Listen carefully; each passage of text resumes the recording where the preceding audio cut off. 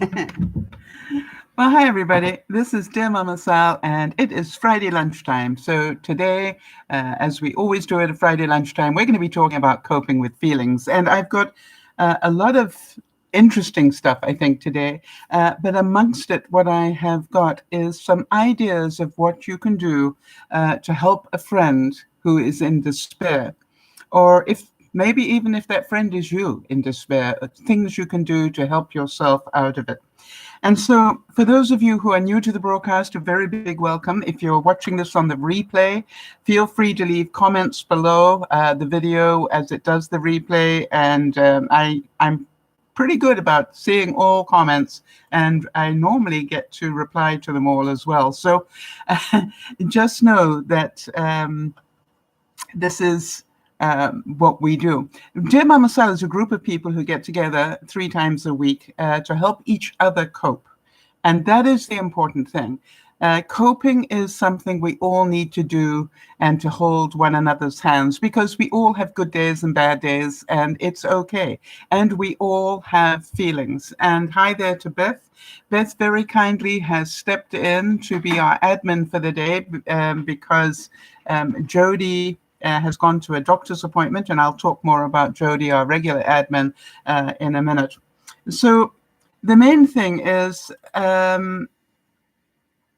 be aware that we all have feelings, but also be aware, and this is one of the things that I've been trying to make sure everybody understands, if it's a feeling, it's on you. All right, you are in control or not of your feelings. And so what we do every week at this time is we talk about some feelings and how to better cope with them, and things to do to help ourselves and others cope with them. I think our role as a friend is to help one another. And so that is also important to understand. We will be getting some updates, as I said, from Jody and also from Manon. For those of you who know Manon in France, she also sent me some updates. I found an interesting fact about Tom Selleck. I don't know why. I'm always interested in what that guy's up to. But I found an interesting factoid that I thought you would enjoy. And also, do you know how to tell, if you're at the beach this summer, how to tell if there's a riptide? I certainly didn't, but there is a way to tell if there is one, and I thought I would show you what that is. So remember, please, to follow us on Facebook and Twitter. We're inclined to use Facebook as our sort of notice board. It's where I update people on what's going on, and you know, if I get an update from Jody or from Beth or from any of the other viewers, I will post it, and thoughts and prayers and things like that. I will post it on Facebook, and of course I post warnings of the broadcast coming up on both Facebook and Twitter. So just remember to be there. So first of all, Jody. And, you know, it's been, for those of you who don't know, Jody is our admin, as I've said, and she went through one of those gastric sleeve operations, must be a week ago now, just over a week ago, nearly 2 weeks now. Isn't that amazing? And she, let me just get her, I asked her to update us, so let me just get that up if I can, what she said. Ugh, come on. All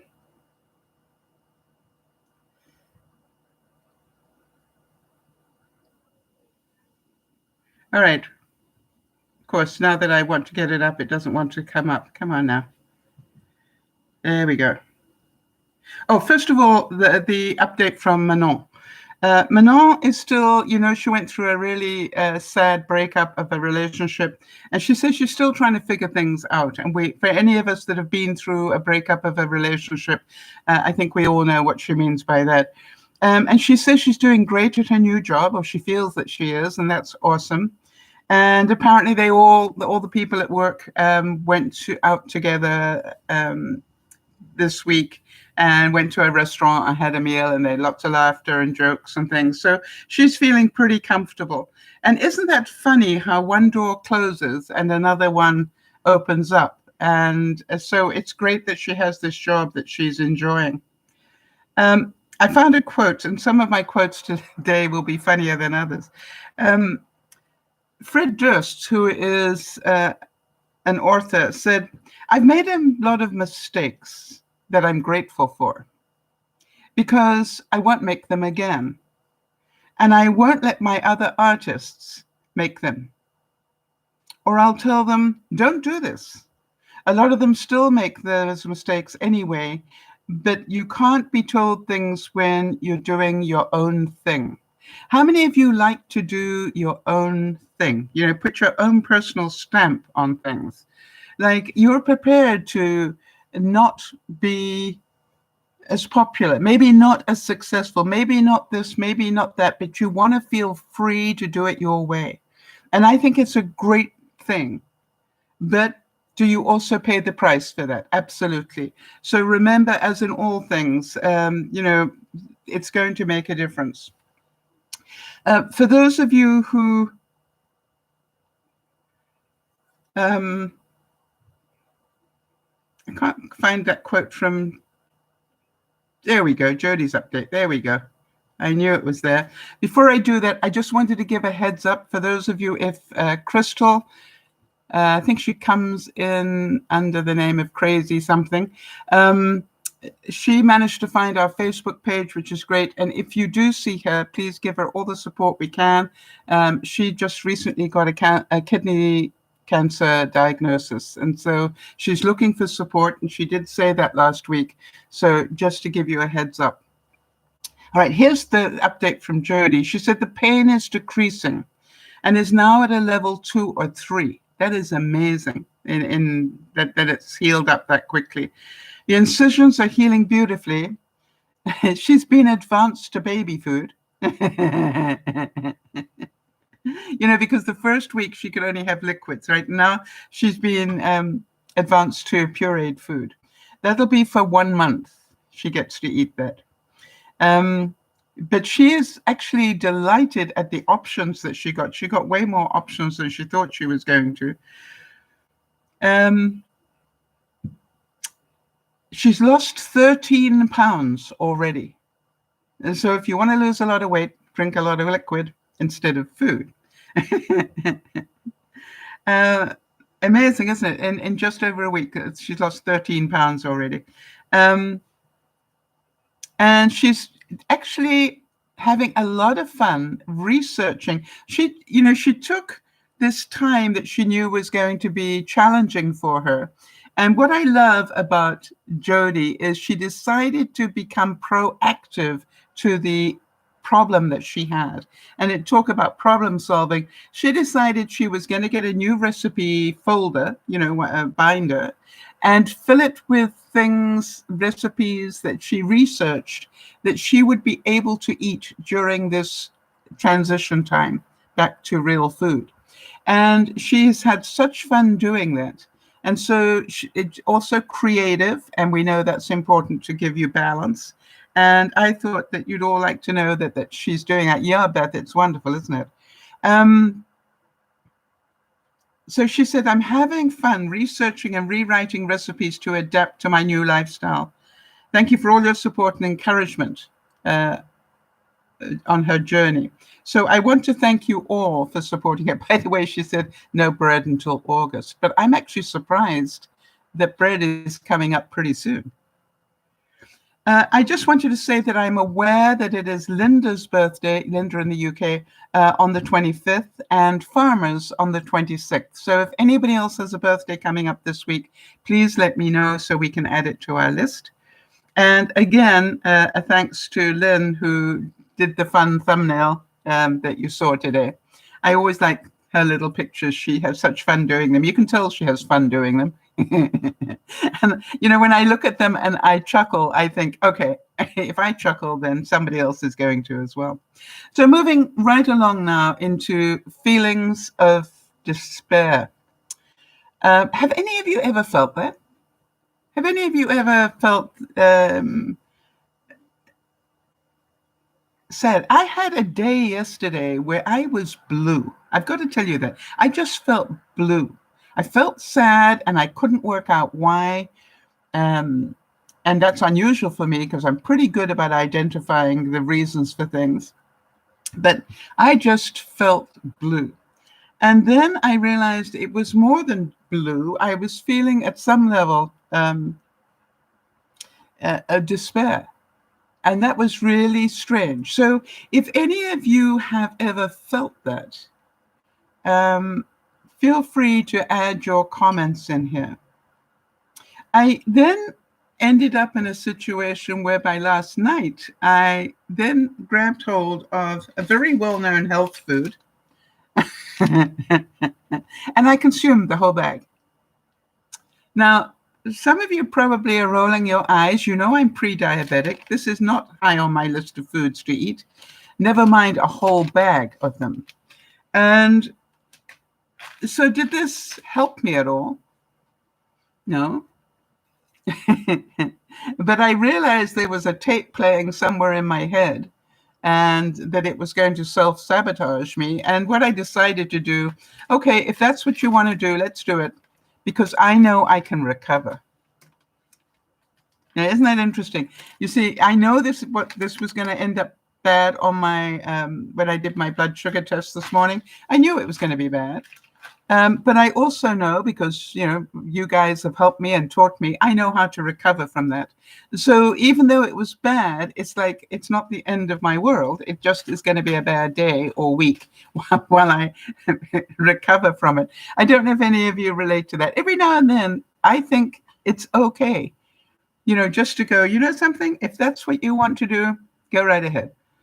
But, understand that you get this one day. After this, I get to control again. And what it is, a lack of control, right?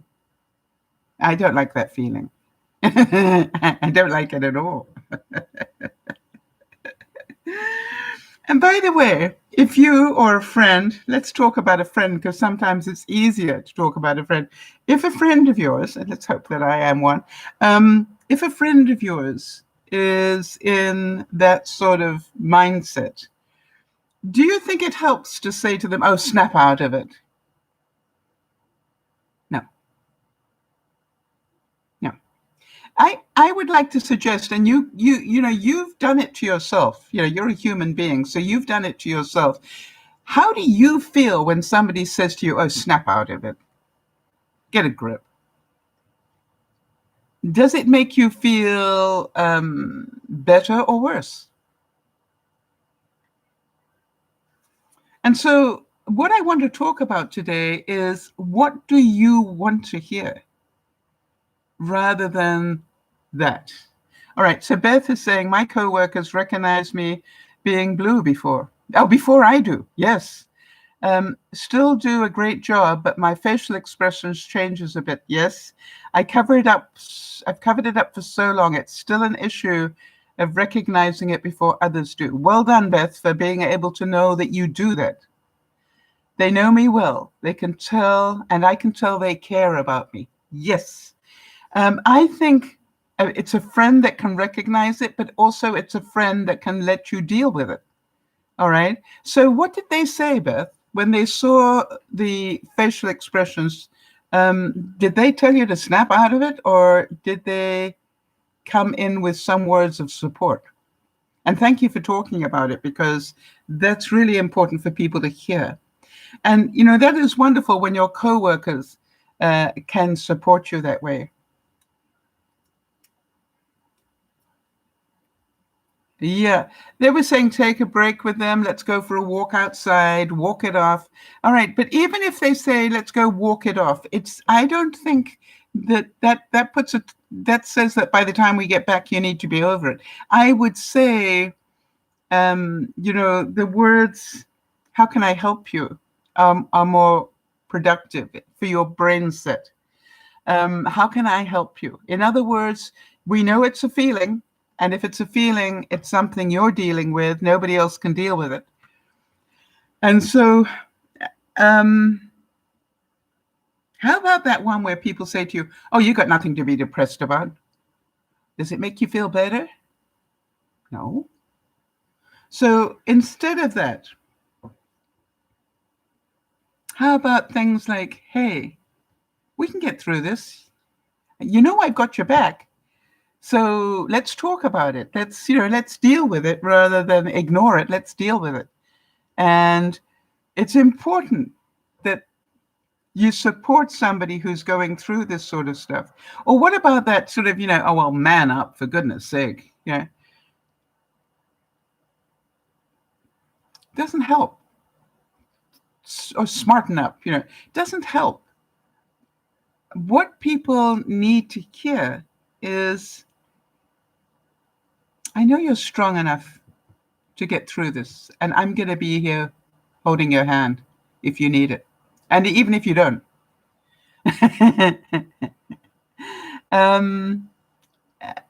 And so to me, it is like, it's to know that somebody cares that you're feeling in this way. And then how about the one, well, maybe you just need to make some changes. Yeah. Again, it's a feeling. This feeling blue is a feeling, and therefore the person who's feeling blue needs to deal with it. And so telling them that they probably need to make some changes is a guilt trip, really. And so to me, it's like,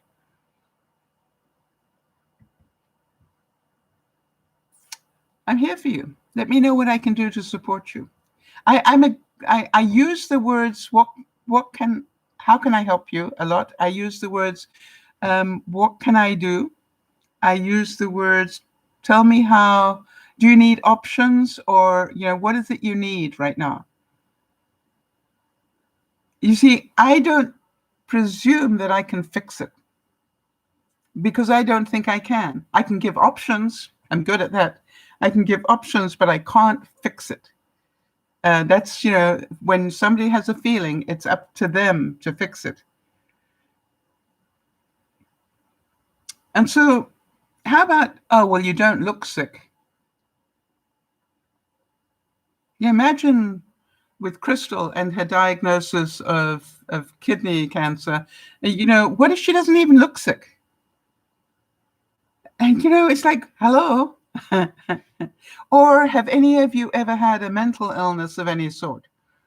What amazes me is how many people don't understand that you can be a functioning depressed person. You can. Some great examples were Churchill. He was bipolar. Vivian Lee, I believe, also. You look at it and you go, people are functioning even though they have struggling with a mental illness. And so to me, it's really important that people don't understand what's going on inside. You look fine. You might even sound fine. And one of the things I always found, and Beth, I would give you a warning on this one, because I think you and I are a lot alike in some ways. One of the things I do is, if I talk to my doctor about something and he's poo-pooing it a bit, I go, excuse me, remember that I am an actress at my base, all right, that I am a performer. And therefore, if I come to you complaining about something, know that I have been covering it up for quite a while before I acknowledged that I needed to talk to you about it. So please don't discount it. Listen to me, because now it's worrying me.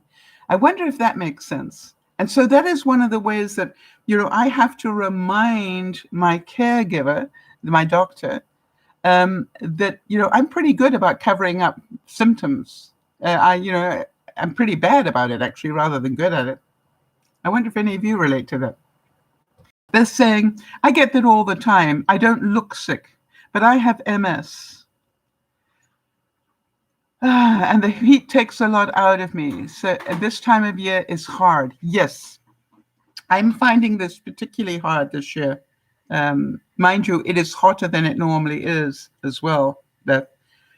So what I'm going to ask you to do is, if you have a friend who is feeling blue, make sure that you support them in the right way. That's what I want you to do. I want you to make sure you talk about not how to fix it. You know that feeling blue is a feeling, and therefore talk to their feelings. How do you feel I can help you right now? Beth, one of the things I always remember when I first met you was, I talked a lot about feelings and you discounted them a whole lot when I first met you. But, the interesting thing is that I now know that to be aware of those feelings because they're trying to send you a message. And so when I looked at it by yesterday and what was going on, and I was feeling blue, is it okay to feel blue, people? Yes, it is okay. Is it okay to eat the occasional full bag of candy? Preferably not, but yes, if that's what you need to do, because it's self-pity, isn't it? Why would I self-sabotage myself? I'm trying to lose weight. I'm trying to be healthier, and I eat a full bag of candy. Well, hello. Yesterday was the day. And so will beating up on myself today help me at all? No, not really. So the thing is, I just have to say to myself, do I want to go back to being in control of my thoughts and body? And if I do, I will not consume another bag today.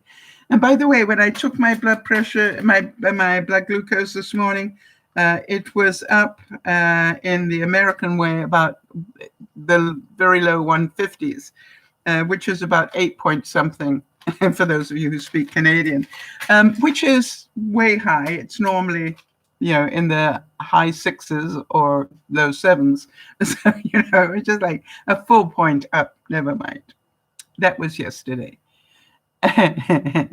I'll see how I do tomorrow. So, Beth, if I may ask for your support on this, can you make sure I log in on the fitness group with my daily readings for the next week so you can keep track on? Would you mind doing that for me? Just to make sure that you hold me accountable. Thank you very much indeed. I appreciate that. You see, asking for help is a sign of strength. I probably won't want to put my, we have a little fitness group where we help one another that when we're struggling with things. And if you bother to ask for help, you will get it, right? And so the thing is, I normally report every day, and I've been really bad about it. And there was part of me that was going, well, nobody seems to care. Why should I bother? Well, I should bother because it's for me, not for them. Right. So now then, Alan Dundas said, light travels faster than sound. This is why some people appear bright until you hear them speak. I don't know why I love that. Have you ever been anywhere and you're going, I wish you hadn't even bothered to open your mouth? I want to talk Christmas. I know that some of you are probably going to roll your eyes at that, but why am I talking about Christmas in July? Well, I am fed up with being late for Christmas.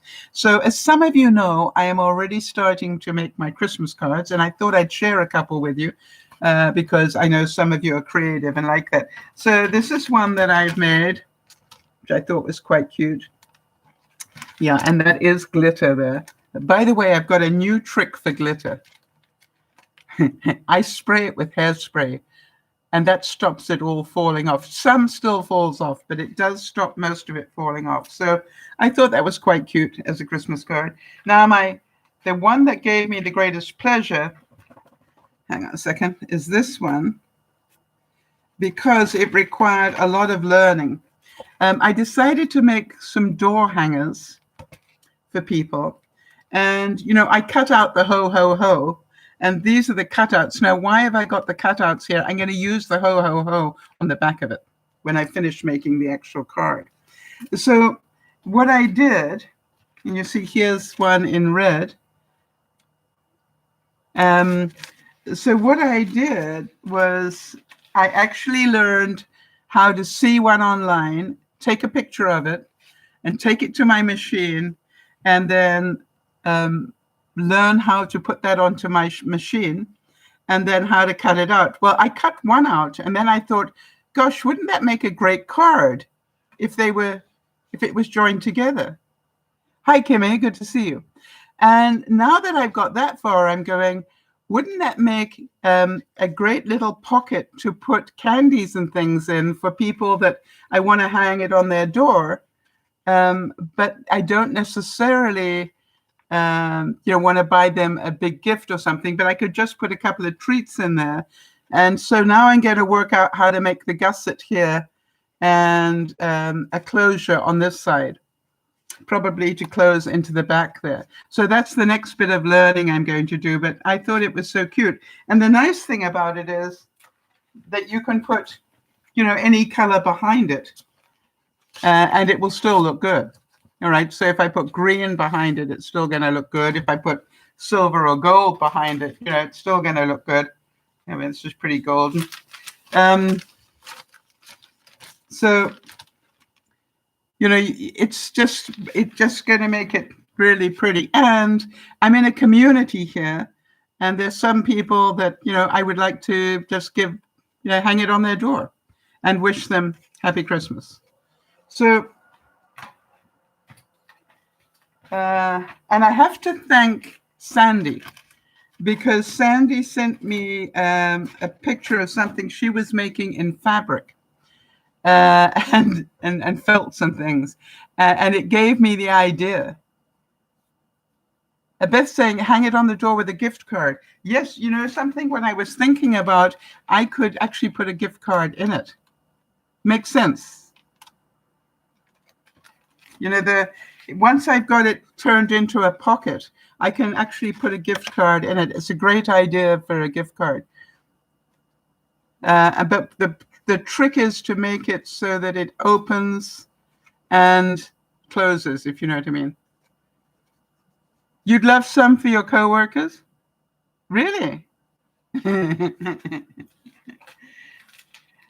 Well, I'm just about ready. Hi there, LA girl or Lego girl. I'm going to call you girl.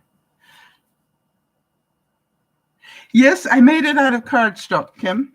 But it's interesting how simple it was. Thank you very much, girl. I am feeling a lot better. I'm going to talk about that in a second. So what I found is that when I was feeling blue yesterday, what do I know? I'm not, if I'm blue, forcing myself to be productive in terms of certain things probably isn't going to do very well. Where did I get the template? I made it. Okay. I actually made it. I saw something like that online. Listen to what I did, Kim. I saw what I wanted online. I then picked up my camera and took a picture of it.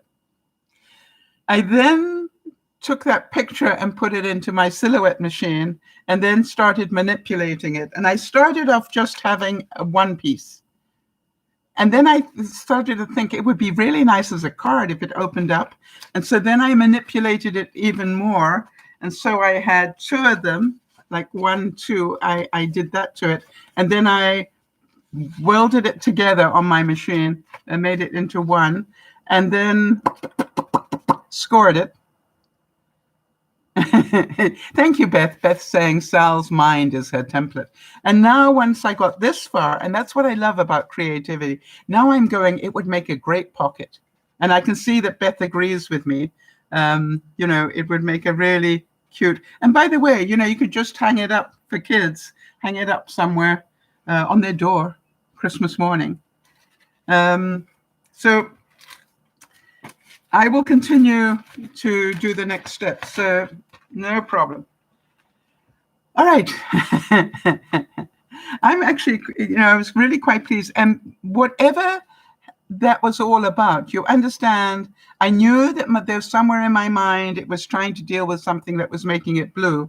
And what I said was, my job is just to let my mind deal with it, right? Because that's what my mind does. It deals with stuff. And I just need to distract myself enough so I don't feel the negative of feeling blue. And that's why I decided I was just going to spend most of the day creating. Yeah, Beth is saying I would hang them up in the employees' break room for a surprise. So where would you write their names? On the top here?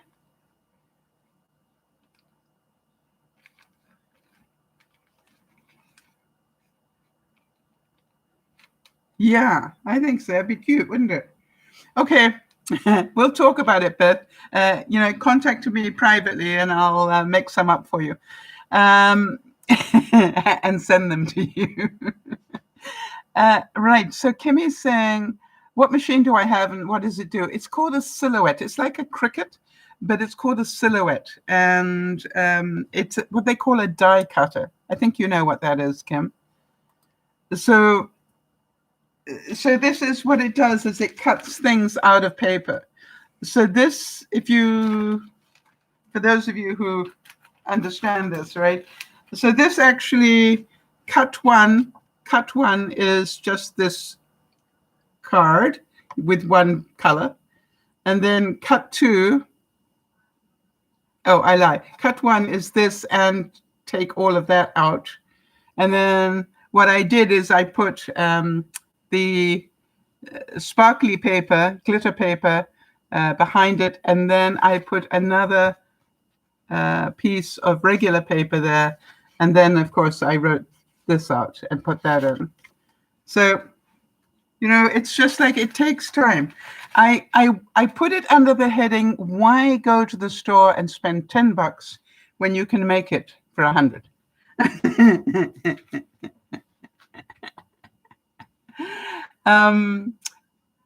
And Beth, think about whether you want them all the same color. I was thinking just while I was talking there that do you want them all the same color, or do you want sort of reds and greens and maybe just red and green, some different colors? I don't know. It's up to you. Let me know.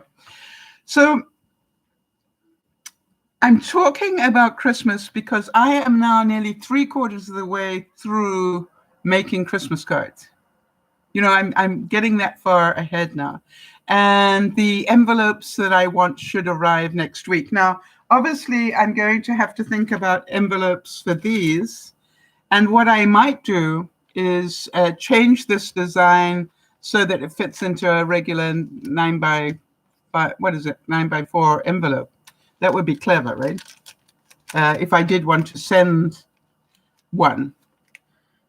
Because I think that's a sort of what I'm thinking about. The reason I like to do these sort of things is that, after the first year, you can still hang it on your door for the second year.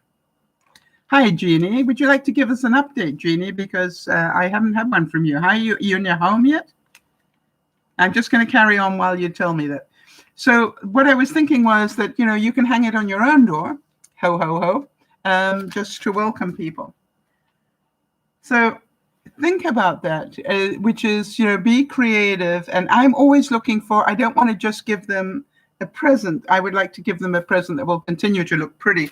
For example, this would look pretty in a little frame if you wanted to put it in one, right? Wow, congratulations. Jeannie's saying that today she has moved out of the hotel and back into her home. Wow, that is incredible. So everything is going to feel so strange and smell so strange, right? It's going to take a while to feel like home again. I believe you me, I know. But I am so happy for that. What is the overall feeling that you have, Jeannie? Is it sort of like, whew? And how is Misty doing? Misty being her dog.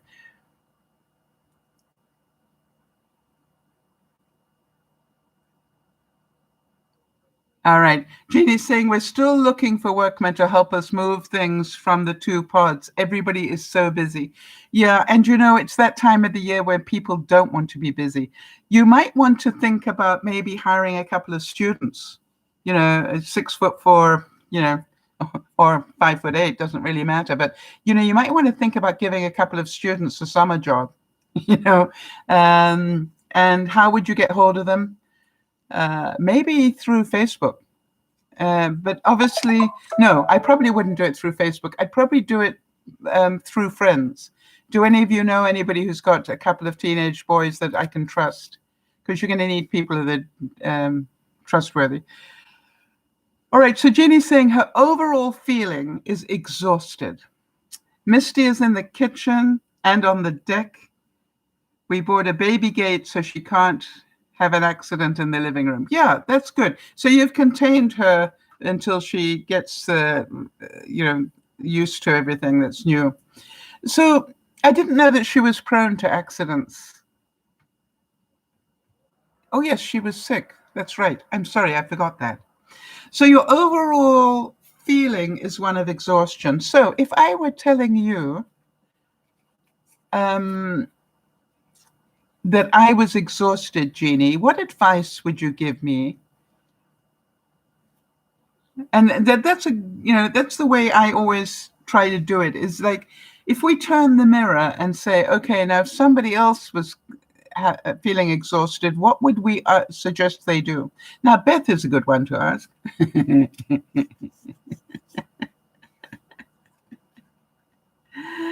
Oh, absolutely. Janie's saying in a new house, dogs leave their mark. Yep. It's going to take a while for that to become home. So I think it's quite clever what you're up to there. And hey, it's your house. You get to do it your way. And you've got a neighbor trying to help you find some workers. That's awesome. So I wish that we could be there for you. However small, if we all lived next door, we would be helping you. Right. York and I are trying to rest more. Trying to, or are you? You see, if you remember last week, both Jody and I were struggling with high blood pressure.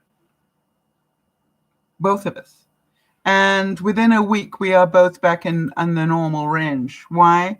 We're doing the right things. So if you are exhausted, what I'd like to suggest, Jeannie, is that the thing that people have been saying to me, you've got the rest of your life to unpack. Now, you want to get out of those pods because the pods cost you money. And I understand that. And so here's what I would say to you. Getting the pods empty doesn't mean that what's in them needs to be emptied. Hang on a second, let me rephrase it. What have you got in there? Furniture, or have you got boxes in there? What is it that's still in the pods? Because one of the tricks that I found is literally open a box, make sure you know what's in there, regardless of what it says on the outside, because you'll be surprised how many other things you chucked in there other than things you said were in there. And then just list it. And then literally take one bedroom and keep those boxes in there. And then as you need them, you will unpack them.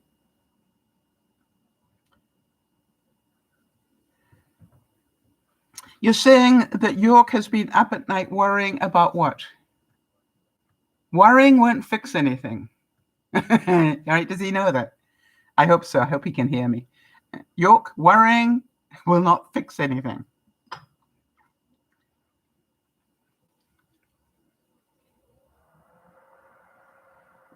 And for those of you who don't know the story, Jeannie's house burnt down to literally completely. Everything in it gone. And so Jeannie is busy in the process of rebuilding her life. She's been out for over a year, and she's just moved back today. So that is absolutely incredible. All right, so Jeannie is saying one pod has heavy items, lots of them. Okay, and for that, you're going to need help. So you don't need to worry about it. What you need to spend your time doing is find the help, not worry about what's in there, because that's not coming out until you get help. And, I would get hold, maybe, what other ideas can we think of, people? I'm pretty certain a couple of, strong teenagers would not have a problem with that at all. Or a group of them, make it fun. Or, the other thing I would consider is, I know that you guys, maybe talk to the synagogue or whatever and see if you can get a work party together. Right. So you've got to get one empty by the end of the month. and we've got another 9 days. Okay, is that the one with the heavy stuff or the other one? Or does it not matter? Just you have to get rid of one by then. Ginny, what I do know is that you know how to fix this. All right. Everything that you've been doing over the last year tells me you are able to get away from the emotion of it and just go, this is what needs to happen. Yeah, the one that has to go back has much less in it. All right, so you're prioritizing the right part. Well, how empty is it at the moment? Would you say, is it half empty or? And the other thing is, if you know you've got 9 days for that pod, then just literally take 15 minutes of every hour and go and get one more thing. Yeah, because I gather the stuff in there is easier to carry, right? Just literally, get between the two of you, get 16 things out of there every day. It's 3/4 empty. Okay. And so do you understand what I'm saying? Don't make it exhausting. Or say we're going to spend 1 hour in the morning and 1 hour in the afternoon, and that's all we have to do. And you'll be surprised if you actually do it that way, how much you get done. You love your new sofa. Good. Send me pictures. You know I love pictures. So I also had some achievement this week. I did something that I've never done before. I'm thinking, as you know, be prepared, not scared. I'm thinking about the winter, and the winter in this place is pretty different. And so what I noticed last winter, well, actually the winter before when I first moved in, was that the door seal wasn't very good on my front door. You could see daylight through it. So I was quite surprised. I got myself some door sealer stuff. Hang on, let me get it so you can see what it looks like.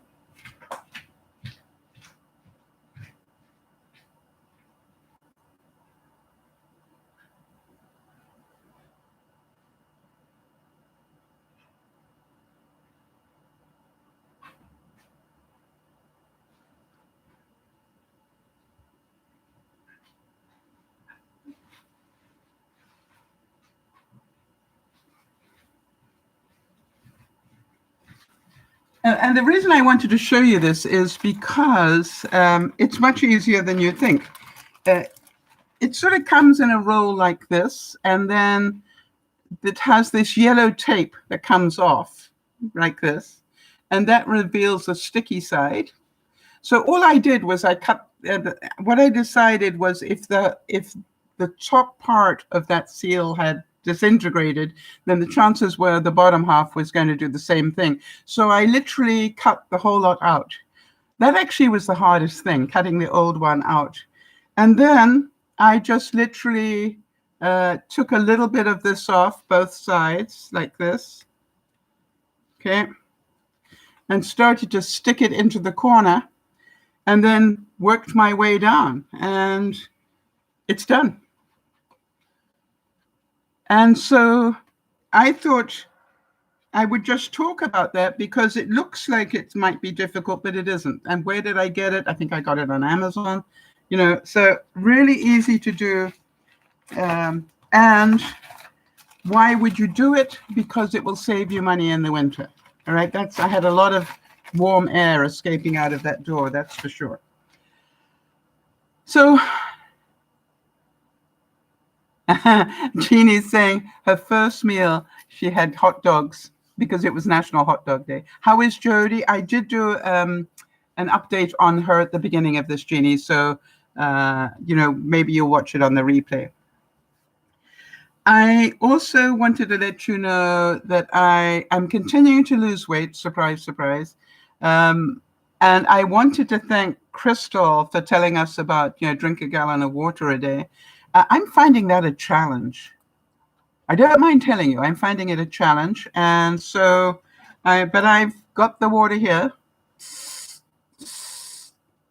And what I will do is I will continue. I now have bottles of water everywhere that I sit or stand. In other words, there's a bottle of water here. where I sit to do this stuff. There's another bottle of water.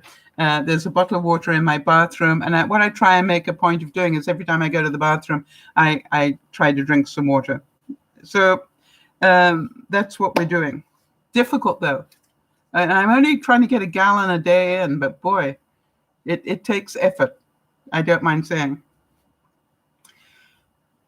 Every season, I talk about things that you might want to consider. How many of you have an ice maker in your fridge? Or mine actually is separate. Hi, Jenny. Good to see you. My ice maker is a separate unit. And obviously, it's over there. Because that's where I looked, right? There is where it is. And so my ice maker, I decided, maybe I should have a look at that. And yesterday I pulled it apart. And I want to tell you, I'm so glad I did. And I then spent the next half hour cleaning it in the inside. I was amazed how gungy it had got inside. Jeannie's saying she got her Pfizer vaccine. That's the second one, right, Jeannie? That was your second one. So well done. Happy for you. And you had it at Canada Place? That's awesome. So I was quite surprised. So my update for you all is it's July, middle of the year. How about having a look at your ice making system and maybe giving it a good clean before you get into the second half of the summer? Yeah, I bought a house where it didn't have an ice maker, but what I did is I bought a separate one. I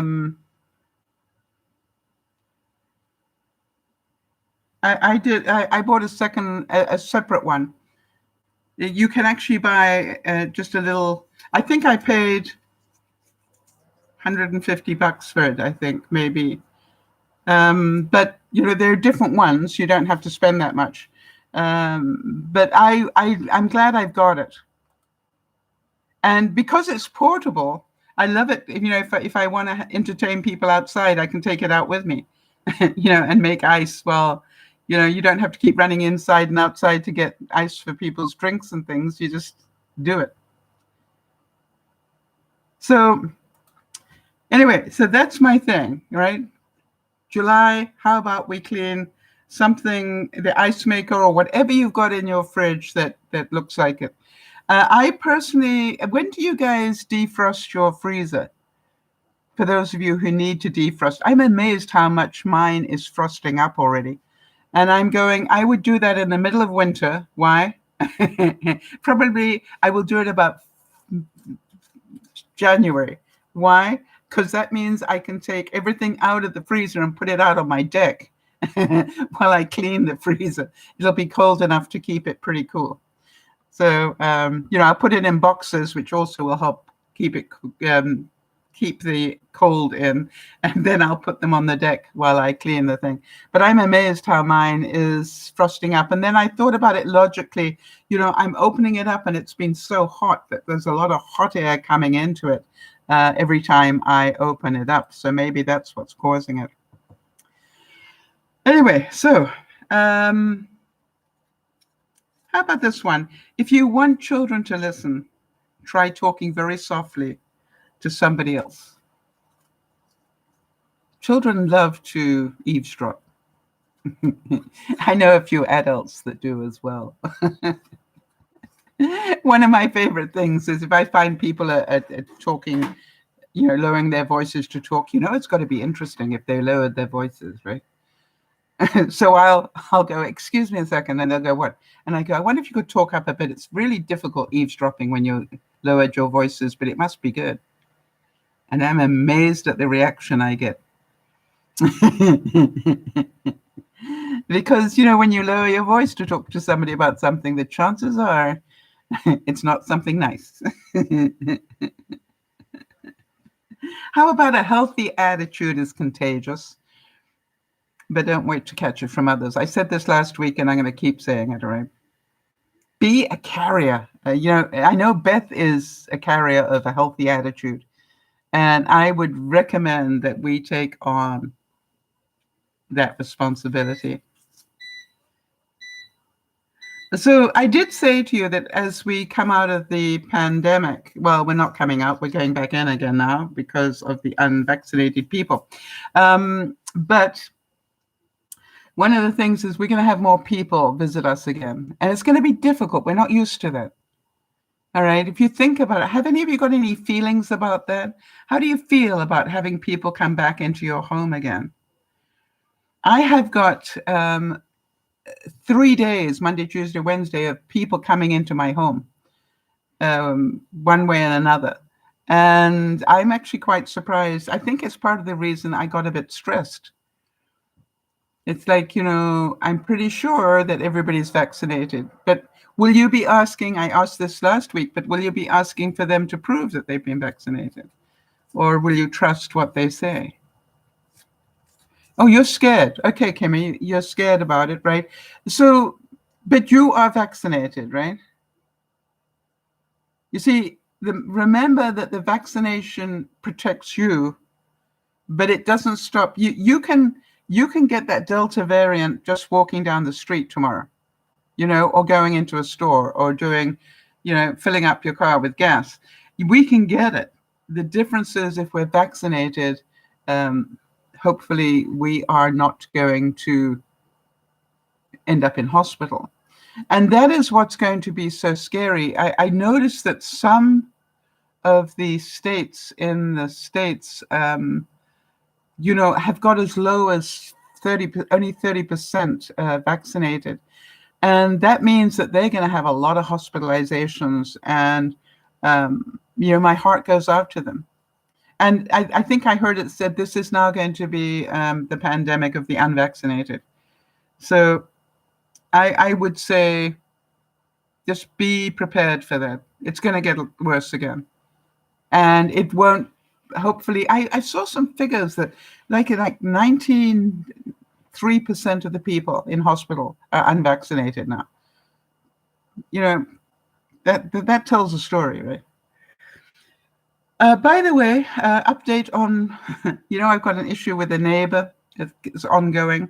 I've got people coming this week, and, there's a strip of land between our two units, and she chooses not to weed it. That's her, and she keeps saying it's her thing, it's up to her to do it. And so when I saw her yesterday, I said, hey, I'm going to have the weed whacker out. Would you like me just to weed whack down the side for you? That's what I offered. And guess what? She came at me with 4-letter words again, and it was none of my business, and da-da-da-da-da-da. And, it was so bad that a neighbor who happened to be out watering her garden actually stopped her and said, why are you so mean to that lady? She offered to help you. Why are you so mean? And I just went, wow, that's nice to know that I'm not the only one that thinks she's mean. But can you understand that it affected me? Yeah. It was just like, I was so confused. Why would you say no? I mean, I've got a weed whacker on wheels that'll just go down there in a heartbeat. But no. So I've got to the stage now where I may have to talk to the management and say, what am I allowed to ask for here? Because I don't think I should have to look out on her weeds every day either. And I've waited over a month to have her do something about it, and she hasn't. So I've got to have a talk about this because I'm becoming a victim to a very aggressive neighbor that I don't wish to be. Here's a nice quote. A bank is a place that we will lend you money if you can prove that you don't need it. How many of you have had that experience? And how frustrating is that? A bank is a place that will lend you money if you can prove that you don't need it.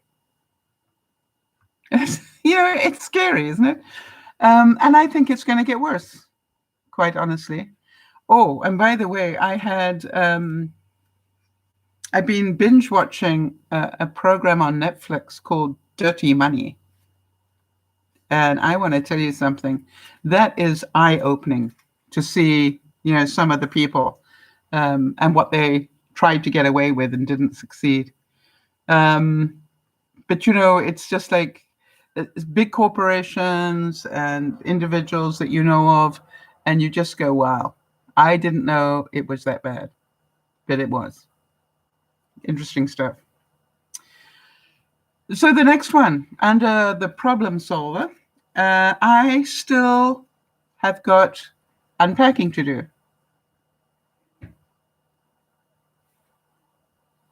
Ginny is asking, are there any booster shots in Canada? Don't you live in Canada? And I don't have the answer to that. So as Jody is not here today, Ginny, maybe you could just Google that for us and let me know. Right? Can you just literally ask that question in Google and see what it comes up with? That would be awesome. Thank you. It'll save Beth needing to do anything. So here I've got this back room that I did the same thing last time I was unpacking, and I've done the same again, which is I get down to the last 30 boxes and then I stop. I get fed up with unpacking, and I know that the majority of what I need is unpacked, so it's not that much of a worry. So Beth, I wonder if I could call for your help on that one as well. And I say that because I know that you are a really good doer. And you know that when I'm motivated, I am a very good doer as well. And so what do you think, Beth? 2 boxes a week? Pretty doable for me, regardless of what's going on. And that will probably mean I will get more done. But I will take a... Beth, I'm going to take a picture and show you how many boxes there are, just so that you've got evidence of where I started and you'll be able to see what I'm doing. So I'd really like some support on that one as well. And how many of you remember that a year ago, no, not a year ago, back in February, I started training to do the half marathon. And what I did was I literally was doing about 3,000 steps a day, and I knew that I needed to get it up to about 8,000 steps a day. 56,000 steps is a full marathon, and what I aimed to do was that a week. And I did it, and I did it pretty well. Now, the interesting thing is that I've been not going for walks in all the heat and everything this summer, but I was interested to see, how have I done? And I thought I'd let you know that since I started keeping track, I have done 1,120,667 steps. And my average is not 56,000 a week, which is a full marathon, but amazingly, I have averaged 53.365. So 53,365 average. And that surprised me. So that means that even though I haven't been out walking, my energy level must be up because I am doing more steps naturally. So I'm really happy about that. And I don't think that would have happened if I hadn't given myself that goal of getting fit enough to do the 5K. Thank you, Jeannie. Jeannie, that's one of the things I would say for you as well, which is don't see that walking to and from the pod as hard work. See it as exercise. Go, okay, time for some exercise. And you understand, I do that a lot. I go, I've got stuff to go to the compost. Well, I did that an hour ago. Yes, but it's good exercise. Go again. Right. And I keep looking at things as getting more steps in, not as being hard work, but as part of my exercise now. And that's what I do. By the way, when I sit down to do creative stuff like this, what do I know? I'm sitting on a ball chair, and so I know that that's good for my posture. I'm amazed at the difference sitting on that ball chair is as opposed to sitting on that futon last year. which makes me think that I may need to rethink where I sit in the winter. Because, all winter I sat opposite the fireplace, nice and cozy. But I was on the futon and leaning over, and I'm going, I may need a plan B. And so I'm going to think about that. Because I definitely have not had nearly as much back pain since I've been sitting on that ball chair every day. And maybe I just stay working there. I love this. Karen and Ria said, my favorite machine at the gym is the vending machine.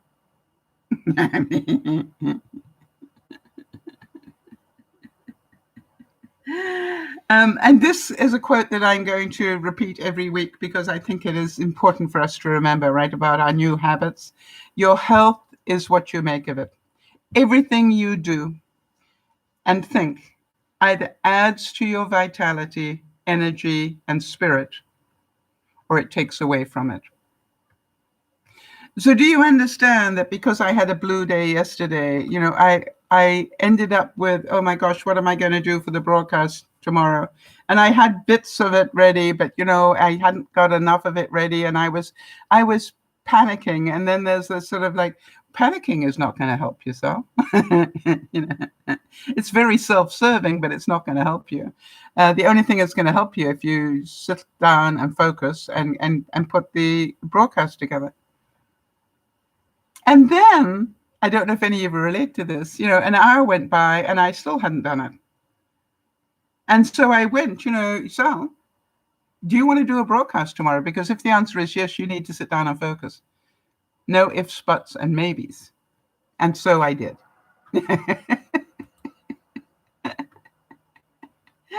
But, it was just like, how many excuses could I find? And I don't know why I was not doing it. By the way, I saw a quote from Abe Lincoln. Abe Lincoln said, if I were two-faced, apparently somebody accused him of being two-faced. He said, if I were two-faced, would I be wearing this one? He wasn't the best-looking guy in the world, was he? I want to just talk about a couple of things that came up in the news. Number one, are any of you affected by the smoke? I hear the smoke from the West Coast fires are already literally being pushed all the way over to the East Coast. Isn't that amazing? I just saw a bit of that on the news before I did the broadcast, that they can actually see the smoke from the West Coast fires in New York. I thought that was amazing. And remember, this is just the beginning of summer. So, and then think about the ripple effect. One fire already is over 400,000 acres burned. I keep thinking about what is this going to do to timber prices, all those sort of things. Scary. I saw some pictures this week of what is left of the town of Lytton, that went up in flames just after it became the hottest place in Canada. And it was pretty scary to see. So be prepared. I've got tall trees near me, and I'm hoping, I'm just making sure that I've got hose pipes that work properly and that I can get to in a hurry, that I don't, have to work hard. I can just flip a switch and know I've got power. Did any of you watch the two space flights go up? One, the Branson one, and the other was the Bezos one. I wondered if you watched that. The reason that I'm asking you about it is after I'd watched them both, I went, now, if I was brave enough to do it, which one would I want to go in? And, I kept thinking, in the one, you get in an airplane and you sit in an airplane seat and the big airplane takes off and then it releases you. And then there's a small rocket thing, that pushes you into orbit and around you go. And then you come back again and you land like an airplane. And I'm going, yeah. The other one, you sit on top of all the fuel and the rocket goes up underneath you with all that fuel. And then that pushes you and then you land, boom, in the desert with a couple of parachutes that you pray will hold you. Go. I don't know. To me, it was like the one cost you millions to go in it. The other one cost you hundreds of thousands, like $250,000.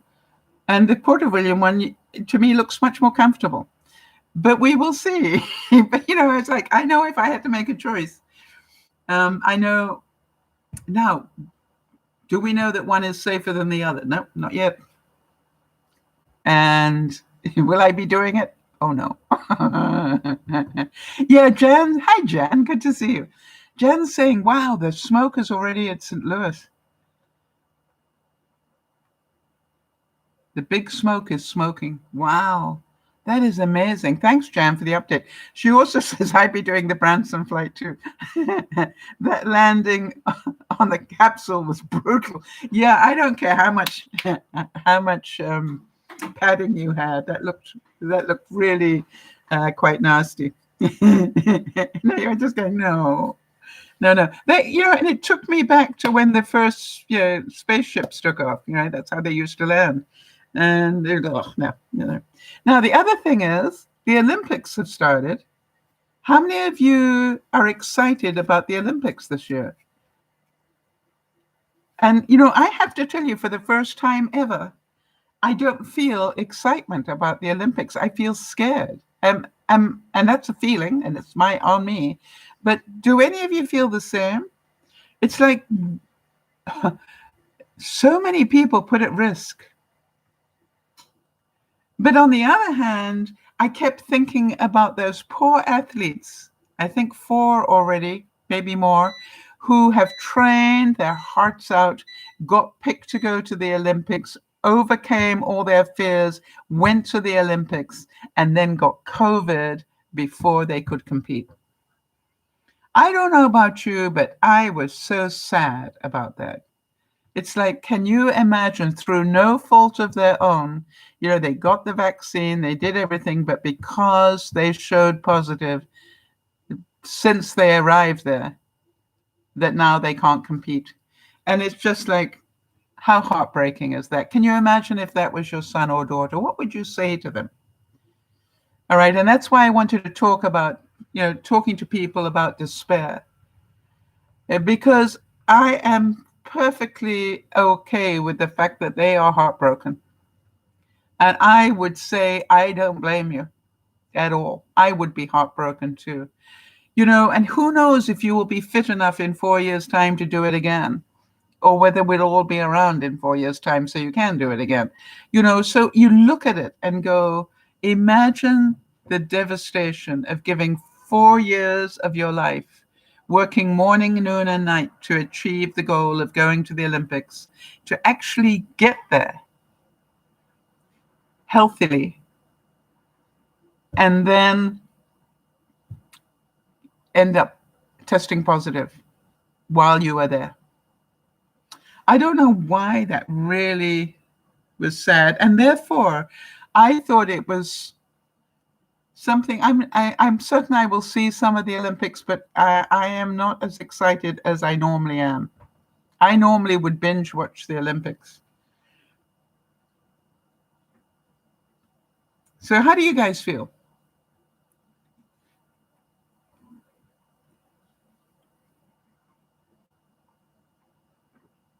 And while you're typing, Dale Carnegie said, remember today is the tomorrow you worried about yesterday.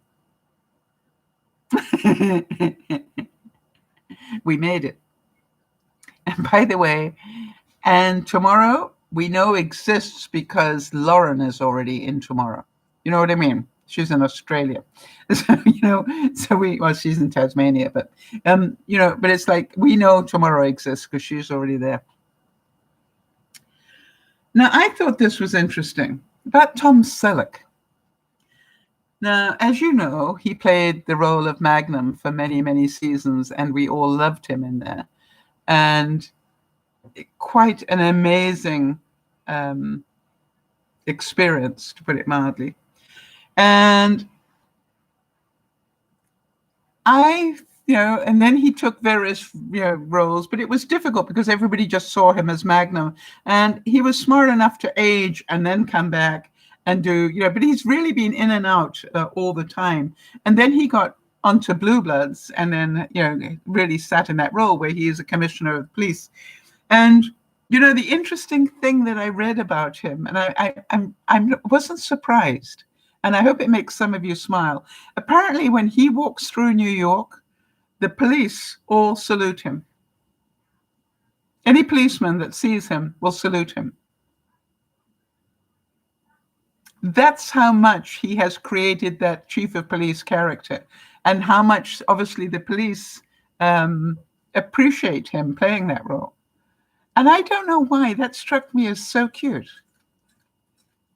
Jan saying, I'll be watching the Olympics. I can support them by watching. Yes. And that's, I'll get over it, Jan. I'm just scared for them. I know that's what my hesitancy is. I am scared for them. But yes, you're right. The way we can support them is to watch them and maybe email them. And I'm certain there are ways of doing that.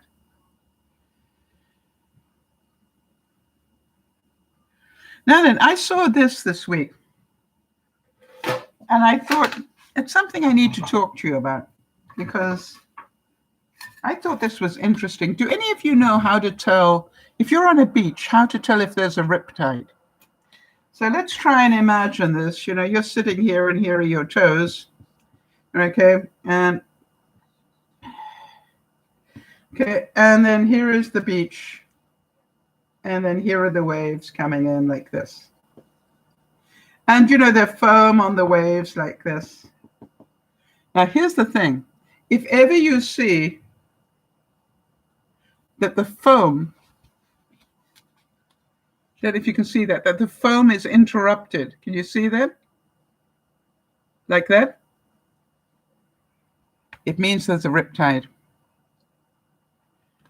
So normally, it goes like this, and you'll see the foam coming in. But if ever you see that gap, there is a riptide. Keep your family and friends way away from there. I thought that was interesting. I forgot to draw one other thing, right? Oh.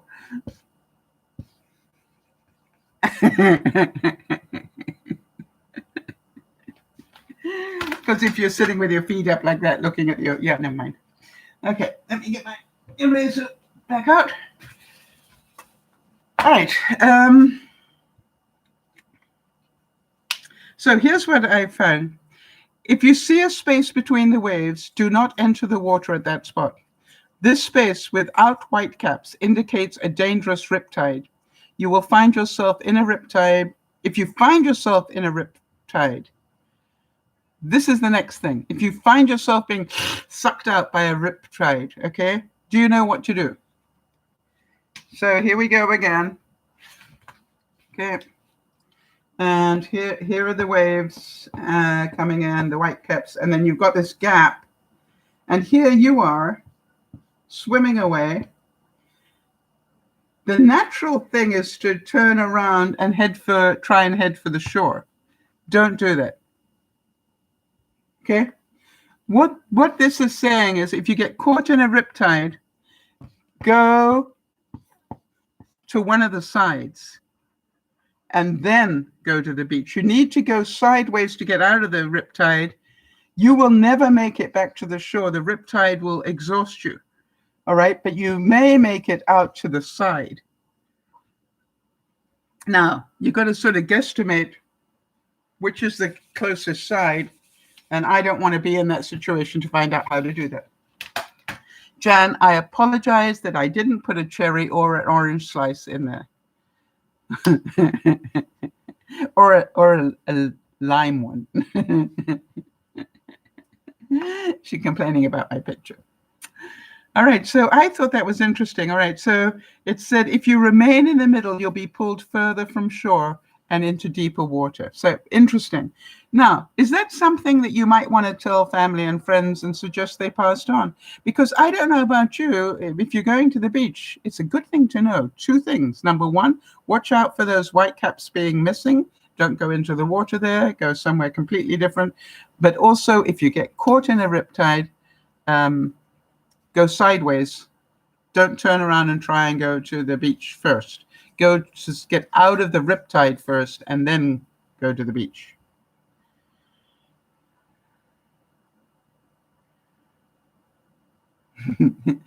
I like this quote. It said, "The surest sign that intelligent life does exist elsewhere is that they've never tried to contact us." Bill Waterson said that, and I'm going, I know what you mean. Now, I'm going to repeat something I talked about last week because it's important. Some of you wear the CPAP machines, as I do, to help you breathe at night, keep you breathing at night, maybe. But, there's been a recall of a Philips one. And I wanted to let you know that it was a particular foam that they used or something in the Philips one that broke down and caused a problem.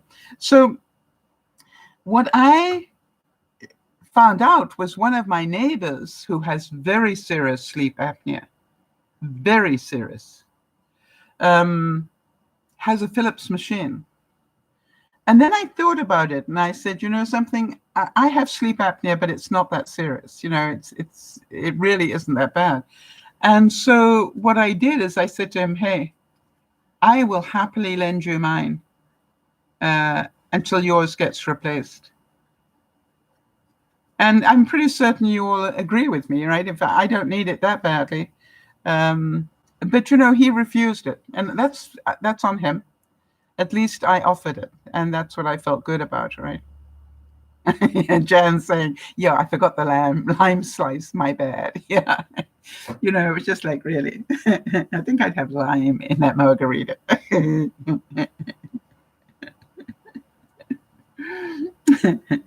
Gertrude Stein said, whoever said that money cannot buy happiness just didn't know where to shop.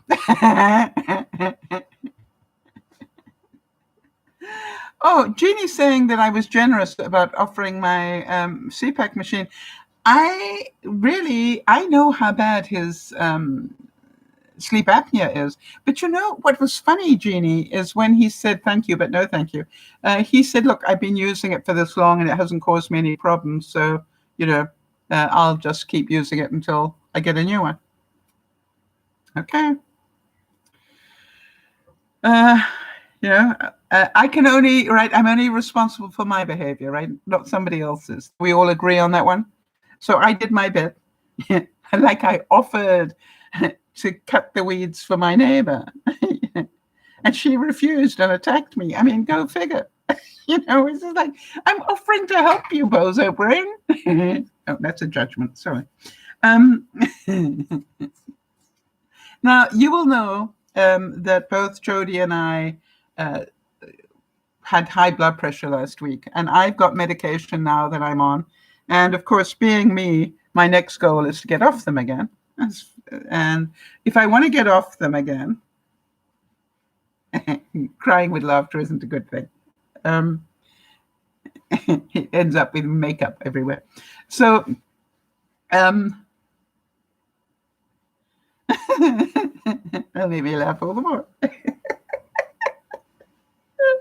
Anyway, we both ended up with high blood pressure. And so what we did is we supported one another during the week to make sure that we rested. And Jeannie, just so that you know, this is important. And what we both did is we said, we're allowed to do X, Y, and Z, but then we have to stop for a full hour and do nothing. And I want to tell you, Jeannie, that is really important if you want to do it. And you're saying that you're probably too busy to do that, whatever. This is how I got my blood pressure back under control, right? It's I know I'm on pills, but I'm keeping it under control.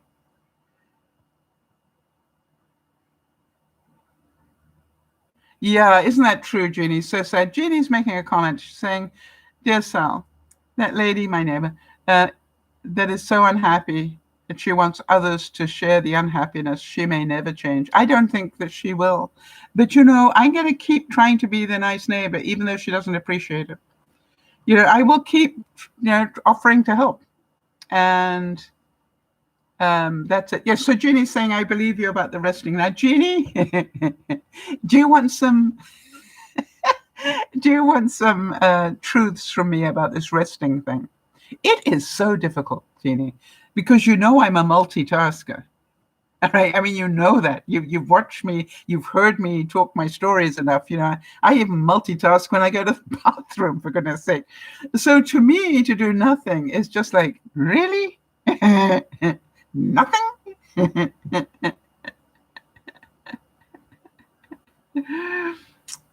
Interesting. Kimmy's saying, my doctor wants me to go to a different place to do the sleep study over. Really? For what reason, Kimmy, if I may ask? And in the meantime, so Jeannie, here is the thing. I think that it's okay to rest and knit if you happen to be a knitter. I think it's okay if you want to rest and do some crochet. All right, because basically it's a very relaxing thing to do, or needlepoint something. But I found there is a very interesting thing that happens. The worst part of it, Jeannie, from my experience, is the first 10 minutes. Now, I do allow myself to turn on the television, and I turn on, the last single prince in the world type movies, just so that I will sit down. All right, so Jeannie's saying, even while I'm listening to you, I'm emptying boxes. I have a book beside me, multitasking. You see, get honest with yourself. I think it's okay to read a book, all right? Because a book slows you down, no doubt about it. But no, don't sit down and unpack boxes, because that'll make you get up again. So I also, Jeannie, just so that you know, I put on a timer. And the first 10 minutes, I struggle. I want to tell you, I really struggle for the first 10 minutes. But funny enough, after that, I sort of get in it. And by the time the hour's up, Jeannie, from my experience, I just want to go to sleep.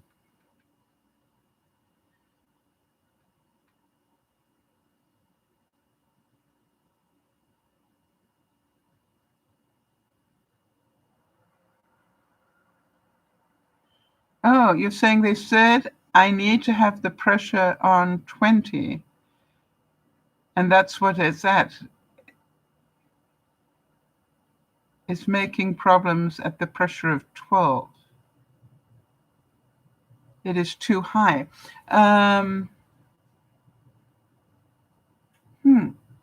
So what problems are you getting, Kimmy? That sounds a bit scary to me. If you're already having the problems at 12, I want to tell you, Jeannie, putting that timer on is a really good idea.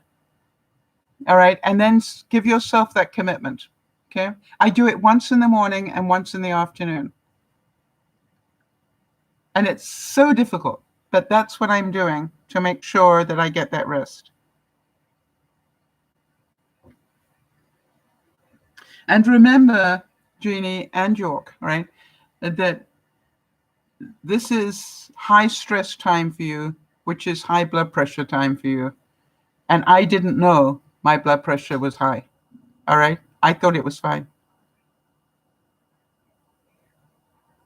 Wow. Interesting, Kimmy. All right. So, so they're thinking maybe you need less air. Yeah, I know that mucus problem. I have that as well. Did any of you feel any feelings of love or anger this week that you want to share?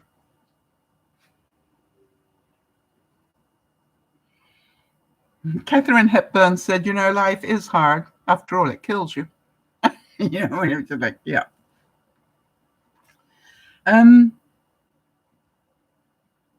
going to just say to you, while I'm waiting for people to reply on the other issue, if you've got anything to report, please be vigilant now about the COVID thing.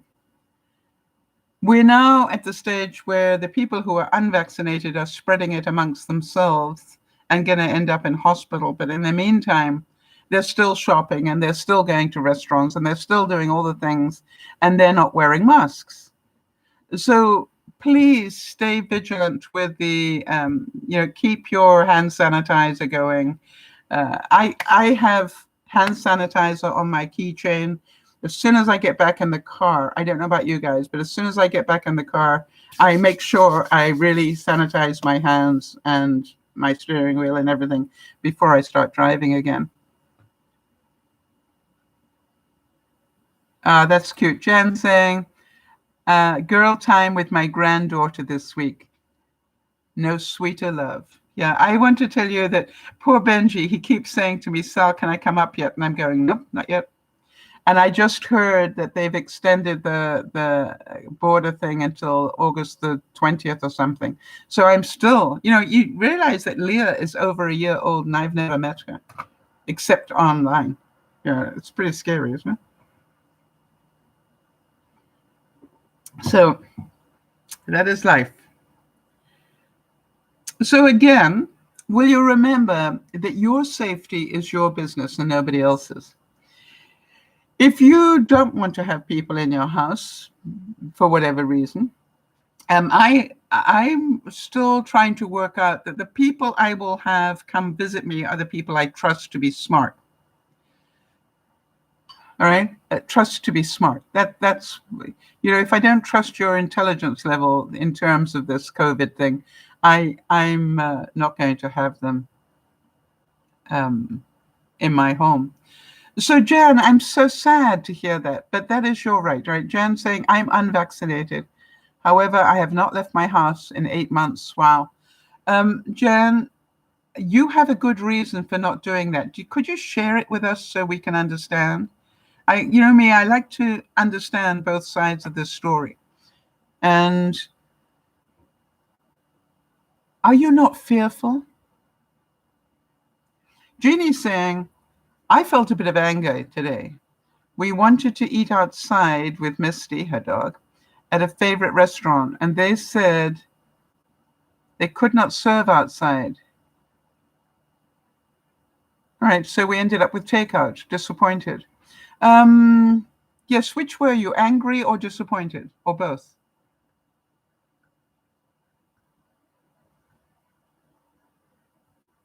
And maybe the reason they had a good reason for not being able to serve outside. Maybe they didn't have enough servers, so they had to keep everybody. I don't know both sides of that story either. So Jan, I'm really interested in this.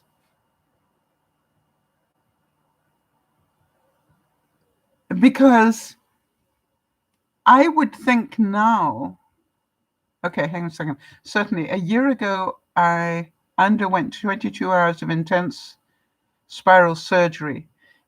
Infection. Wow. Right, I remember that. Hang on a second. All right, so your reason for not getting the vaccine was because you were not well enough to be able to tolerate it, maybe. All right, I'll wait for you to finish that conversation.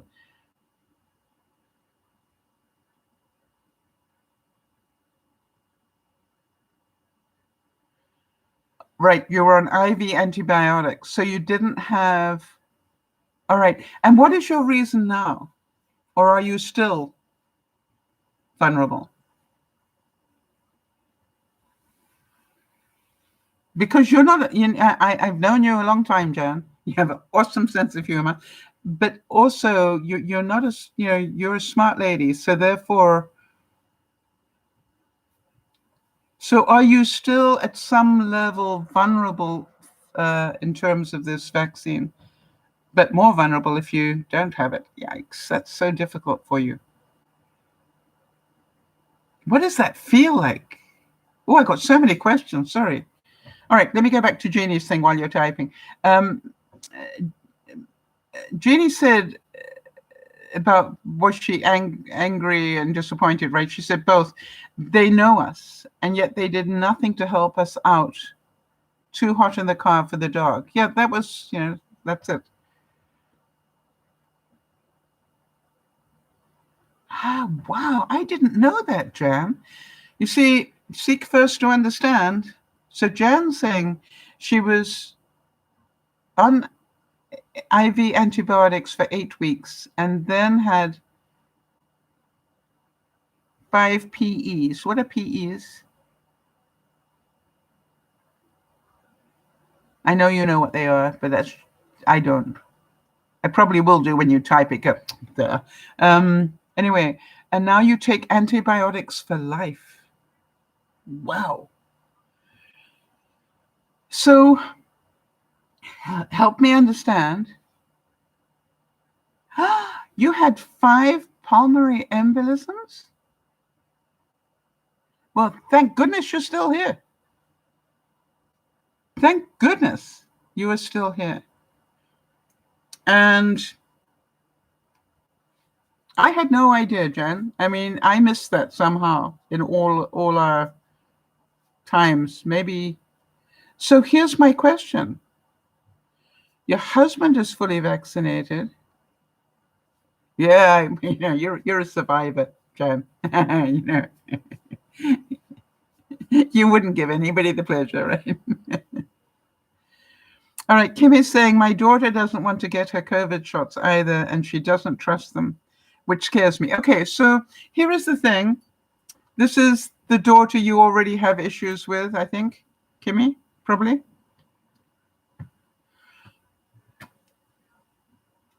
It scares you, yes, and you have every right to be scared for her. But she's an adult and she's making her own choice. The thing is that she is more likely to end up in hospital than not, right? Because there's nothing protecting her.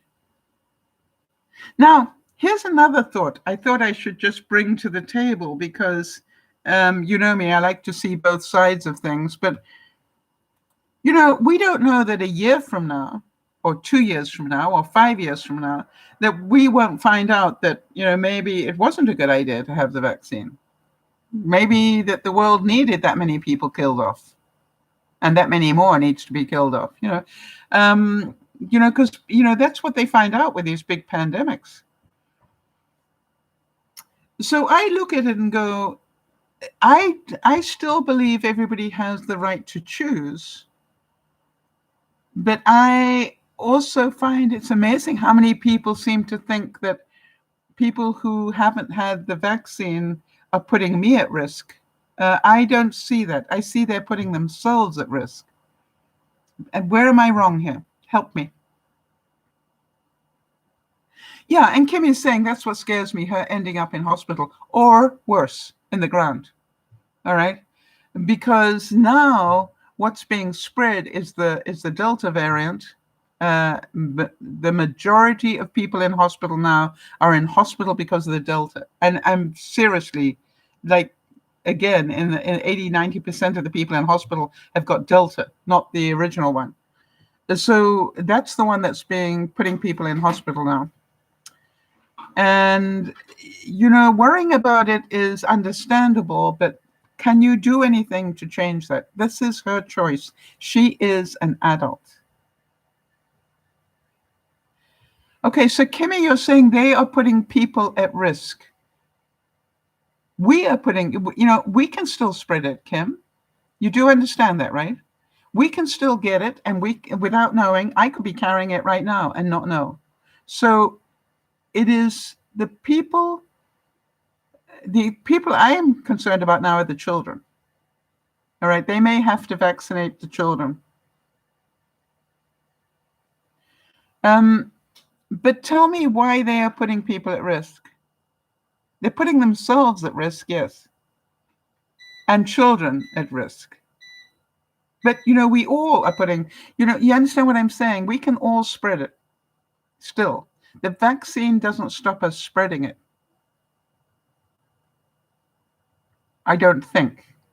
So, Beth, if you're still around, perhaps you would be good enough just to check on that.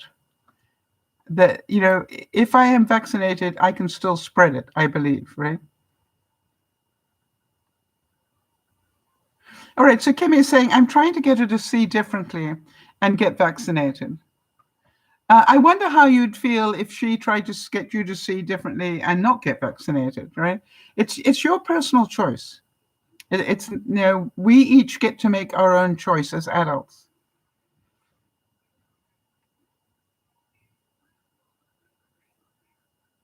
Right. And Jeannie's saying, we can get our vaccines, allow others to say no, but they are so susceptible to falling ill. They are so susceptible to being in hospital.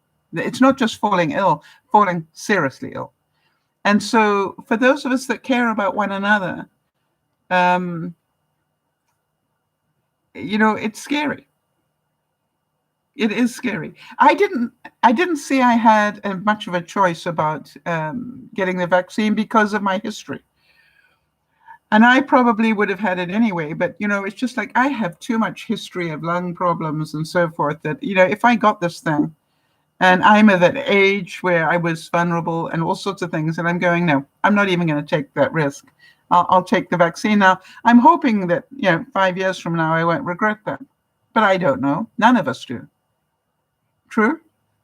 None of us really know what the upshot of this vaccine, and we don't know, for example, my sister had the J&J one, and it now looks like that she may need to have a booster coming soon. All right, so, we don't know these things. And my feeling is some of us had Pfizer and some of us had Moderna. We don't know what's going to happen. And we can only do the best we can with the information we have. So I look at it and go, each of you has made a choice, and that is your choice. Yes, Jeannie, that is so true. I remember back, you see, we're old enough to remember that. Jeannie's saying, we got our polio shots. We were not sorry. Yeah. Now, a lot of people today are not old enough to remember the polio epidemic of the early 50s, I think, or late 50s, somewhere in there. And, to me, I also think back to that. Or what about smallpox? We just about eradicated smallpox in the world because of the vaccine.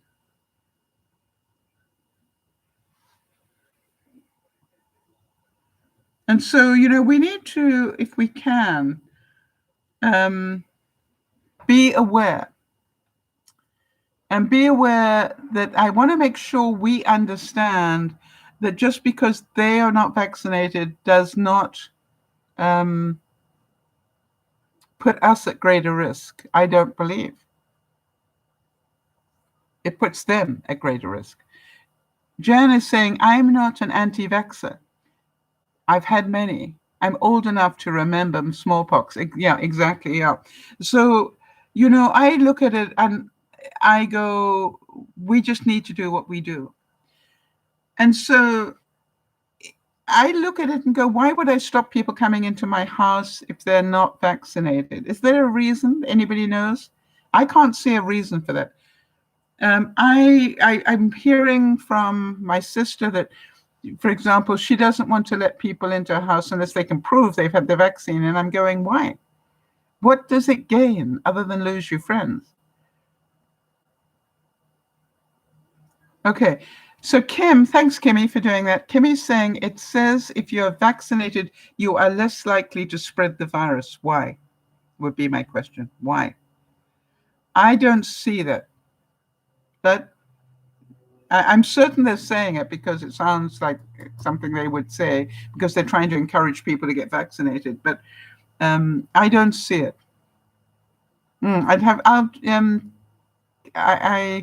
Beth, if you're there, can you just make a note to remind me to check on that and find out some more facts about that, because that's interesting.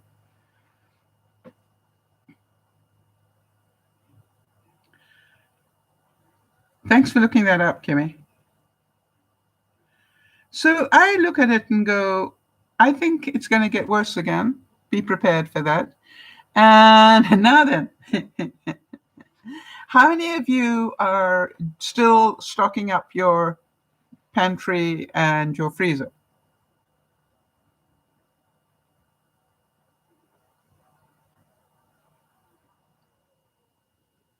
Oh, interesting. Jeannie's asking whether maybe the antibodies from the vaccine help control that you don't spread it. Interesting. We'll have to do a bit of research on that, guys. Let's find out. Then let's guess it. Let's find out.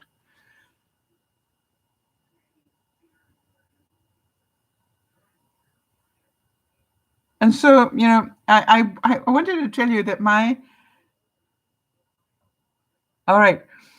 Jeannie's saying, I'm restocking now with her new refrigerator. I want to tell you something. I've been back one season, Jeannie, and my big freezer, the sort that you could bury a body in. Well, actually, mine could probably take two. Yeah, I think it could take two bodies. Is 2/3 full, 3/4 full already, and my fridge is overwhelmed, and the freezer below it overwhelmed. So now that's my new problem. So now then, everybody, if you had a fridge that is, you're almost scared to open the doors because there's so much in it, and a freezer below that is, totally filled up, how would you use it up? See, that's what I'm looking at. So here's my new plan, being a problem solver. I went, okay, if I've got so much stuff in there that I haven't got room to put other things in, maybe I need to stop buying stuff now. How many of you going, not a bad plan? So that's number one. Be very careful about what I buy now, because I can only buy things I'm going to use up in a week, like milk and so forth. And the next thing I thought is I need to start using it better. Now, I think you all know that I've got this new system in my freezer and it's working really well. I put, and I don't know why I never did this before. So if this is my freezer, like this, what I do is I put any new stuff, regardless of what it is. I can use a different pen.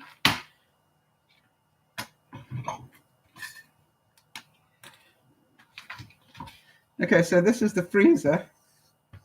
Does that show up better? Not really. I need some new pens. Anyway, so I put the new stuff in the right-hand side.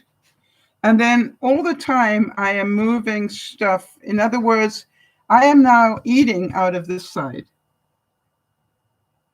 All right? I am eating out of this side. And then, actually, I've just about filled up here now. So now I'm starting to move stuff over to the middle section, because I moved everything over. It actually is self-sorting. But what I find interesting is what I've got there that I didn't know about. And that's why it works really well. Yeah, and now I'm now trying to just buy the stuff I'm going to use this week. And now, here's the other thing. I know that I've got a freezer full. And so what I'm doing is I've changed my eating habit. And what I looked at is, what is it that is in there? And most of it, funny enough, is vegetable stuff. I've got you know me, I will cut up a sweet potato and freeze most of it. And so now what I'm doing is I'm saying, okay, now my new thing is to have soup and salad for dinner, or soup and something else for dinner. And what I'm doing is I'm taking those vegetables out just enough to make 1 cup of soup, uh, and blending it up and using up those vegetables. How many of you going, that's smart? Okay. So Jeannie's saying brought fresh watermelon, green grapes, apples, mangoes, mushrooms, onions, potatoes, and sweet peppers. Yes, I buy on a weekly basis. I buy pepper, onions, green grapes. I didn't buy a watermelon. I'm still eating that big watermelon I had, so I'm still working my way through that. So this is the very fresh fruit. I'm going to stop. I've stopped buying strawberries now, unless I see a really good deal on them. I will buy frozen strawberries now. But if I see I am eating fresh cherries because I just love them. The other thing I'm doing is I've got quite a lot of yogurt in my fridge at the moment. So I'm making sure I eat yogurt at least twice a day until I've used that up. And that's good for you. So that's a good thing. So, it's all about, what am I going to do? Am I going to keep putting new stuff into that freezer? Well, there isn't any room anymore. So the answer is no. So it also means that I need to stop making, listen to this, I need to stop making the meals that I would normally put in the freezer. All right. So I can do a roast and cut slices, and that doesn't take up very much room. But, I'm not going to be making stews and stuff to go to the freezer. I am making stews and stuff just enough for today. And by the way, that's what I will be doing tonight. For those of you who will be in the broadcast tonight, I'm going to make a couple of small chicken pies just for tonight. Or this week, right? If it can live in the fridge, then I can. If I got room in the fridge, I got to make room in the fridge. Part of my job this afternoon is to empty out quite a bit. Good question. Jan's asking, how is the toilet paper supply? I've still got about a month's worth, and it's actually on my list to rebuy this week because I prefer to have about 3 months on hand, just in case, especially now getting ready for the winter.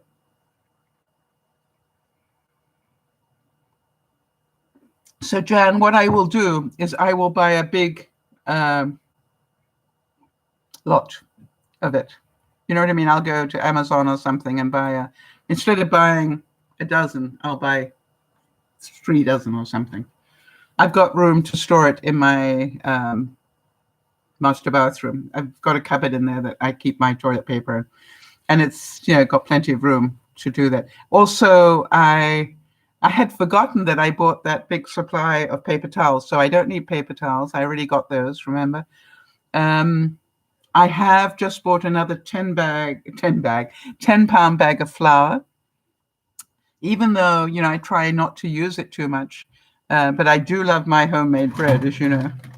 So, like, yay. And I allow myself 1 slice a day. What else? So I'm looking at it. It's time for me to stock up on more tin stuff. When I say tin stuff, I want to get some more tin fruit.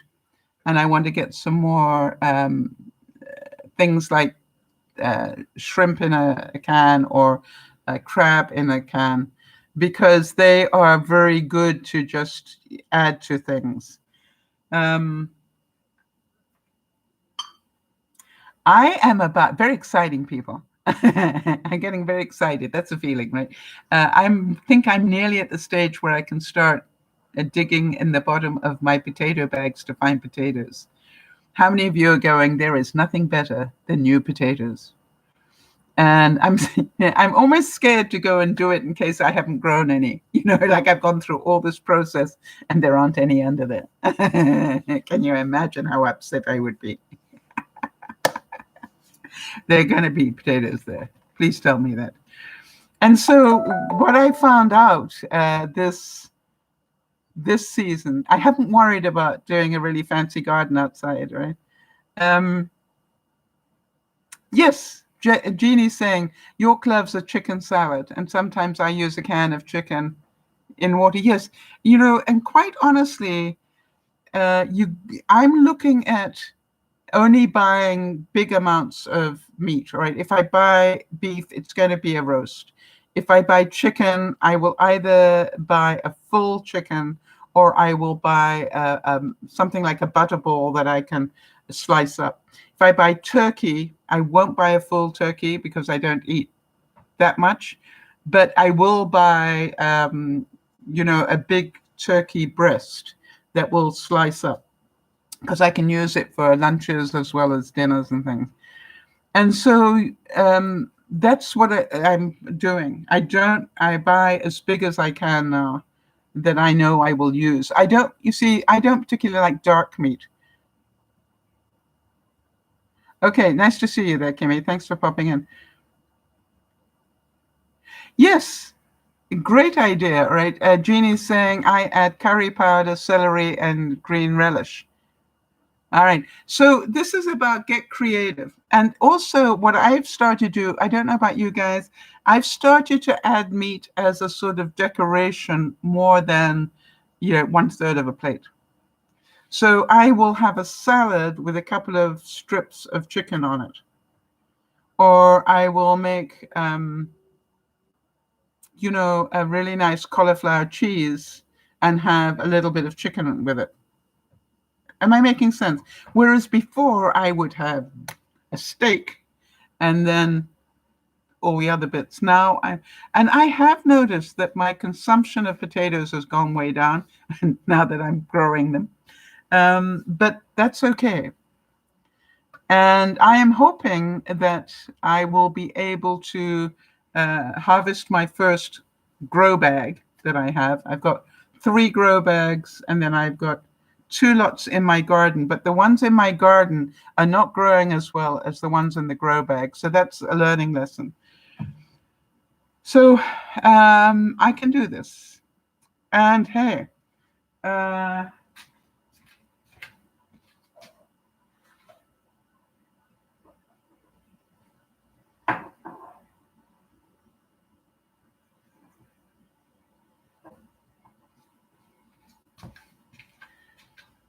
I wanted to let you know that this experiment is still working well. The last lettuce that I put in water, I just got one of these little container things, baskets. The last one I had has already gone into the nursery and growing nicely. I wait until there are so many roots here that I know it's going to survive, and then I will plant it in some earth. But it's doing really well. I did lose quite a lot of stuff with that heat wave, but that's okay. So I didn't get any peas and beans because they got burned by that heat wave. But, I'll try again next year. Not a problem. I'll find new ways. You know me. I'm always experimenting. So we're hoping that everything went well with Jody at the doctor's today. She seems to be doing really, really well. And we look forward to hopefully seeing her with us this evening. I'm going to be doing the chicken pot pie. And also, I thought I'd show you some fun ways to have cupcakes the easy way, without having to cook a dozen of them. I don't know, but that used to make me so mad because I'm not allowed to have a dozen. But, I am allowed 1 or 2. And so I've now learned how to make 1 or 2 successfully. And I thought I would share that with you because it also is really nice if you sometimes when I want to have some baked apple and I will just, make a topping now to go over the top of it. So that's what I want to show you as well. And other than that, I think that we are good to go. So this is Dear Mama Sal saying, thank you so much for being with me. Beth, thank you so much for having our back today. And Jan, look forward to seeing you tonight. Yes, I hope so. And we'll keep you updated. You know that. Thoughts and prayers to all that need it. And look after yourselves. Please, please, please, please be careful if you go out. Don't think about wearing a mask as an inconvenience. Use it because it might just help you more. And we're used to wearing them now. I think we probably will wear them for the rest of our lives, quite honestly. I don't see that's, something that's going to be going away very easily. So this is Dear Mama Sal saying, thank you so much for being here. Remember what we said about helping other people. When people are in despair, they do not need to be judged. When people are in despair, they need to know they're not alone. And not only that, they need to know it in a very tangible way. I learned a lesson from my friend my friend Patty a long time ago. And I remember I was going through a really bad time in my life. And what she did is she would just drop me an email or a message on my answering machine. In those days we had that, where she would just say, I'm thinking of you and sending you a hug. And you can do this. Let me know where I can help. And, just little messages like that. Now, I also know that people say that, let me know if I can help you, and they don't really mean it. So make sure that if they do tell you how you can help, that you do what you can to be helpful. Now, it doesn't mean that you should be an enabler and do everything for them. It's okay for you to say, look, I can't do X, Y, and Z because that's something you need to do for yourself, but this is what I can do to support you in doing that. I can come with you, right? Or I can give you options or do whatever. So make sure you stay in a good place of not enabling them too much. The other thing is keep giving them positive thoughts about what they can do. All right. I trust that you are strong enough to cope with this. I know you, right? That's what they need to know, that they are, because sometimes when you're in despair, you don't think that you are strong enough. And by the way, if you don't feel strong enough for anything, you just call me and I will rebuild your strengths with you. Make sense? Be that friend, not only to them, but as I found out this week, be that friend to yourself. Give yourself that latitude. And my thanks, as usual, for Jody and to Lauren, who are my private support team in all of this. And I really appreciate the fact that they look after me and make sure that I stay roughly sane. This is Dear Mama Sal saying, love you dearly. Look after one another. But please, please, please look after yourself first. Stay safe. Bye-bye for now.